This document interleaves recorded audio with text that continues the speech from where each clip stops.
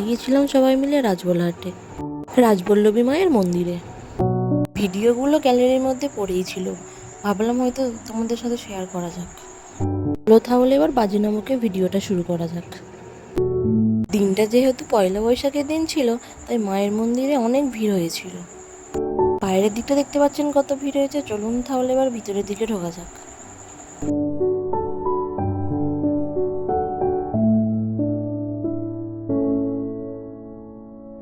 ভিতরে ঢুকে দেখলাম ভিতরটাও খুব ভিড়।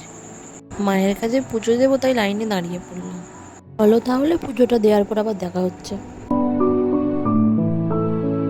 পুজো দেওয়া হয়ে যাওয়ার পর ভালো করে মায়ের দর্শন করে নিলাম।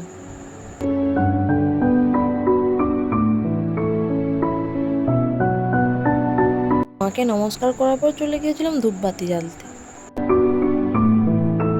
ধূপবাতিটা জ্বালা হয়ে গেছে তাই চলে গেলাম জুতো পরতে। মেঝেগুলো এতই গরম যে খালি পায়ে হাঁটা যাচ্ছিল না, তাই জুতো পরে নিলাম।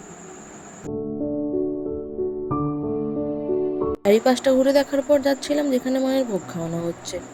গিয়ে দেখি সবাই বসে পড়েছে। তাই কিছুক্ষণ অপেক্ষার পর আমরাও জায়গা পেয়ে গেলাম খাওয়ার জন্য।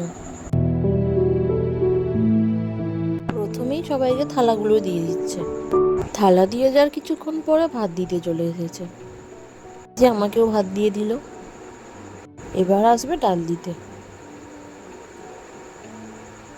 ওই যে ডাল দিচ্ছে সবাইকে, ডালের সাথে থাকে একটা তরকারি, সব রকম সবজি আর চিংড়ি মাছ দিয়ে। এই যে এবার সবজিটা আমাকেও দিয়ে দিল। মায়ের ভোগ খেতে তো আমার খুব ভালো লাগে। সব শেষে এবার দেবে পায়েস। পায়েস খাওয়ার জন্য ভালো করে পাত্রটা পরিষ্কার করে নিলাম। চলে এসেছে পায়েস। চলো খাওয়ার পর দেখা হচ্ছে।